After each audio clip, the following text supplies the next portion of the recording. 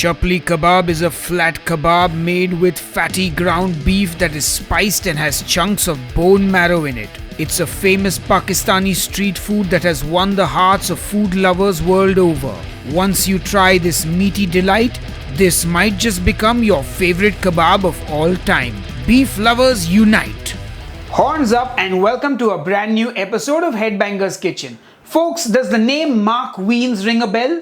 Well, he's one of the OG food and travel creators here on YouTube, and I've been obsessed with the Chapli kebab ever since I saw it in Mark Wiens' Pakistan travel vlog. I mean, that kebab looks decadent and succulent. I knew that I wanted to make it for you guys here on the channel. So, anyway, enough jibber jabber, let's get cooking. Cumin seeds, coriander seeds, black peppercorns, and Carrom seeds or ajwain are the whole spices we are using for this recipe. I'm going to get these in a dry frying pan and then lightly toast them.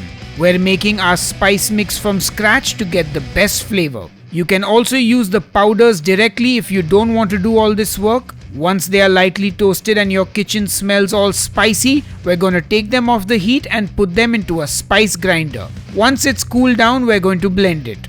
And now we have our Chapli kebab spice mix. And you can use this spice mix in your curries as well. It's a great blend to have on hand. Now for that next level Chapli kebab, you want some bone marrow. So I've got some beef bones here and I'm just going to scoop out that marrow with a spoon. These are raw and uncooked bones, and if you can't find bone marrow, you can skip this step, no problem. But trust me, once you've had bone marrow in your kebabs, you're going to want to make sure it's there every time. Next, I get an onion and roughly chop it and put it in my vegetable chopper. I do the same with a tomato and I remove that white membrane from the center and pop it in the chopper. Fresh ginger and garlic, get in the chopper now! I also want a green chilli for flavor but not spice, so I get a plastic glove and proceed to deseed the green chilli. I know I'm acting like I'm diffusing some kind of explosive, but finally I got it deseeded and into the chopper. And now we just chop those veggies. I keep pulsing it, and if you need to scrape down the sides and continue, do that. Once it's finely chopped but not pulverized, we're good to go. For the kebab, I've got some ground beef. I season it with salt, our spice mix, and the chopped veggies. And now you really got to work that meat. I always say that fat is flavor and fat equals more juicy kebabs, so try and get meat with fat in it. 80-20 ground beef for my American friends, and for Indian people just ask for meat with charbi in it. Charbi means fat. Anyway, now that our meat mixture is ready, let's make kebabs. I'm gonna get a plate and lightly oil it and then put the meat on the plate and flatten it out to make the kebab. Now let's fry it. To fry the kebabs, I'm going to get some beef tallow in a pan and heat that up. You can fry these in ghee or oil, but what's better than frying beef kebabs in beef fat? Am I right? While the tallow is heating up, I take some parchment paper and make a kebab on that as well. We'll try a few different methods and techniques.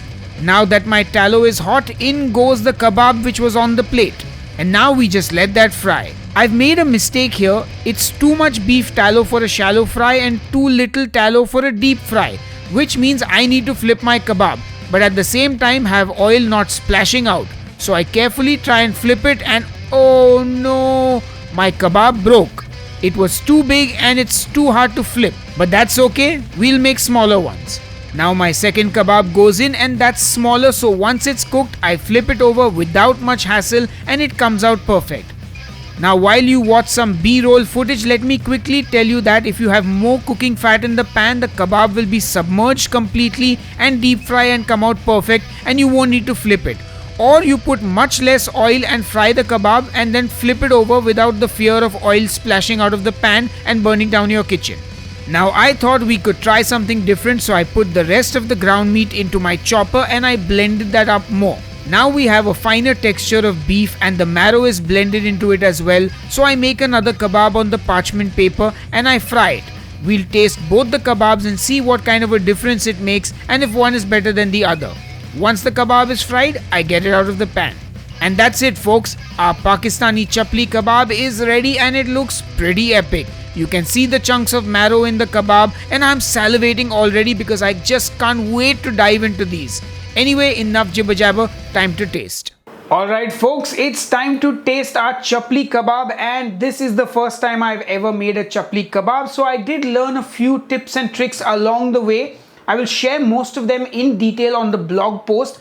But right now I'd like to tell you, when you're making your chapli kebab, make the kebab first and then add pieces of bone marrow afterwards. I think I had a little bit of an error making the kebab slightly too big. But yeah, make them a little smaller as well. That helps them stay together.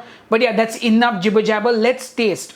So first I'm going to do the one which has the bone marrow pieces in it. And you can see beautiful marrow pieces here. So let's dive right in. Oh wow. That flavor is intense. The marrow is like butter. Wow. If you enjoy good beef and bone marrow, this is a winner. Let's try the other one where I blended all of it together. Okay. Very different texture. I am not sure I'm a huge fan of the texture. Like the texture on this one is a lot meatier. Like you can feel like you're eating, ground beef, keema. And I know 100 of you are going to ask me about this green dipping sauce. I've done a recipe for Indian green chutney. Click here on the I button and watch it. There is a version which you make with yogurt and another one with mayo. Either one of them will give you a dipping sauce like this. Anyway, I'm going to go and finish this now. And I hope you will make these chapli kebabs. And I will see you on the next episode of Headbangers Kitchen. Until then, cheers and keep cooking. A big thank you to all the people who support me on Patreon and on the YouTube channel memberships. You guys are awesome. And if you would like to support what I do, the Patreon link is in the video description box just below this video. And if you want to become a YouTube channel member, click the join button below this video. Anyway, thank you once again.